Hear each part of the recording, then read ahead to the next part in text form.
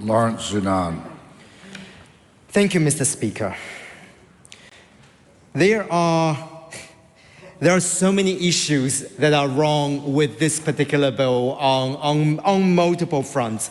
But I think I will start with the very foundation of our political system, and in terms of the Westminster system and Western democracy, and in the concept of the separation of power. Mr. Speaker, we have that for a reason. We have checks and balances between the legislature, the judiciary, and the executive for a reason.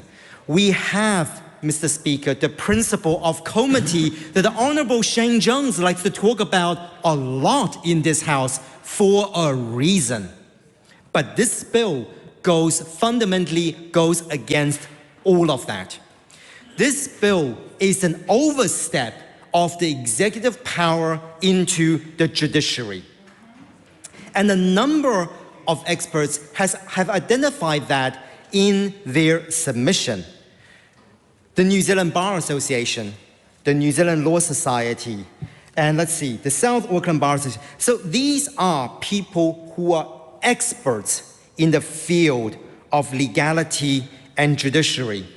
And all of their submissions unanimously said that we oppose this bill. Why? Because from the judiciary perspective, who have to put up with the consequences of this bill, it was awful for them. It was terrible for them to have to manage it the first time round.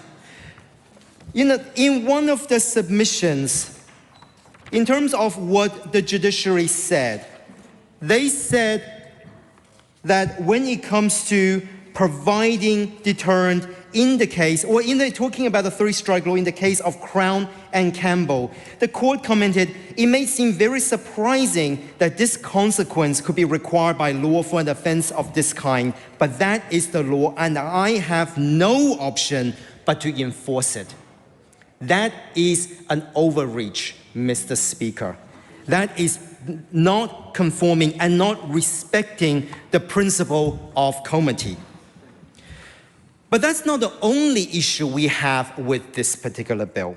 We have seen it in case law over and over again in terms of the violation that this legislation, the first time round, have on our fundamental Bill of Rights in Aotearoa. In the first time round, we see numerous instances of the violation of Section 9 of BORA, which is the right against torture and cruel treatment.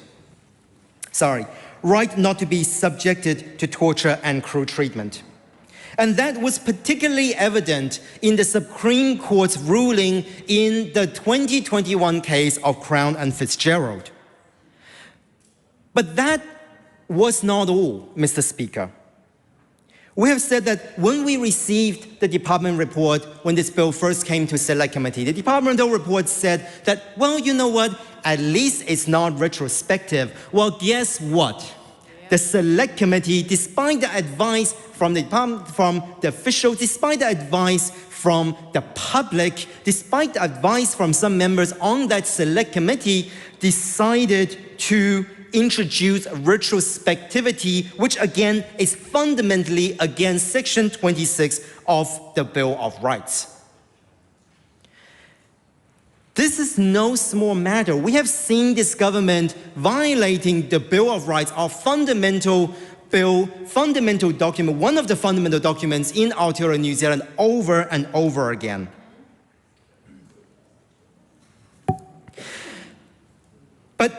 Some may say, look, this bill is different.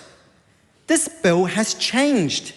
We've introduced some safety valves that potentially will manage it, but not in the cases, some of the cases I have just listed. In the case of Crown and Fitzgerald, Mr. Speaker, that if you're looking at Schedule 2 of this bill, Section 135 on indecent assault, in terms of whether it's severe or not, it's still one of the 42 qualifying offenses, which is what got the Fitzgerald and Crown case the way that it is in the first place. But, Mr. Speaker, that is from the perspective of legality. That is from the perspective of theory. Maybe some people are like, well, what's the big deal? What are we going to see in our communities? Not a lot. Not a lot as a result of this bill. This is not going to be helpful. You know, in many of the submissions we have seen, from lawyers, from experts, from community leaders, they said this bill will not help in terms of driving down crime. Even the statistical modeling that we have seen from the previous sessions suggests that there's this provides no significant deterrent for reoffending crime. But what we will see, Mr. Speaker, is that we will see an increased number of prisoners in our prisons. Well, you know what? To the Honorable Minister, it's not so much about increasing, well, they can't commit crime, you're right. But you are kicking the can down the road. But you know what else is the problem here? We have seen the previous time that introduced it, take a call and use your full 10 minutes. Use your full 10 minutes, government members. But the last time this was introduced, at stage 1, 63% of offenders were Mali. At stage 2, 82% of offenders were Mali. And at stage 3 level, 81% of offenders were Mali. And this government wonders why we say prison is the only housing policy they have for Mali. This is not the only issue though, Mr. Speaker. Increasing the number of prisoners is only one part. We're also going to see a backlog in the courts. If you're going through the bill, and as we go on to the committee stage, we have a number of amendments on this bill because the back and forth that the court will have to do to determine various levels of warning and various levels of appeal is convoluted, to say the least. So what is the support to our already struggling court system? Yes, there is a bill currently going through the House on increasing our district court judge from by 1. But Mr. Speaker, that is not going to add any help to the staff and to the people who are currently working in the court system. It's not going to add any help to the already struggling legal aid system that we have in Aotearoa. So in fact, we are actually going to see more people potentially on remand as a result as well.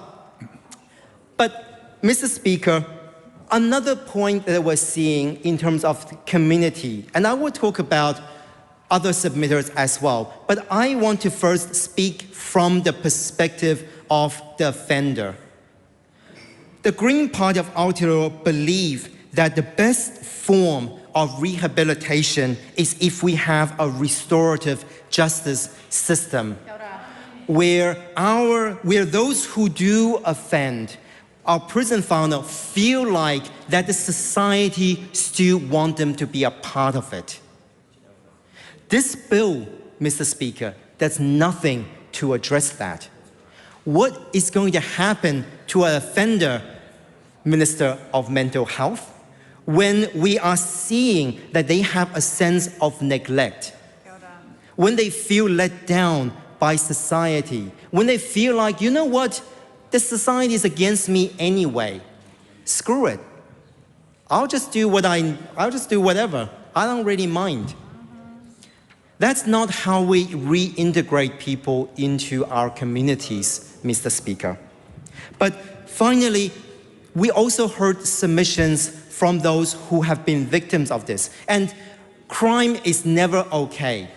And we are always going to be speaking for our victims. However, but when we ask them if this bill, how do they know by evidence that this bill is going to help drive down the crime? What evidence do they have of that other than maybe make them feel like crime is going down? There was no response because this is not the way to do it, Mr. Speaker.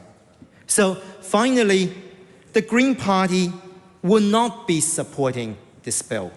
This bill fundamentally undermines the constitutional arrangement of Aotearoa, New Zealand. It also does not provide any form of safety for both the victims and offenders. And we will be gladly debating a lot of these in the committee stage to come.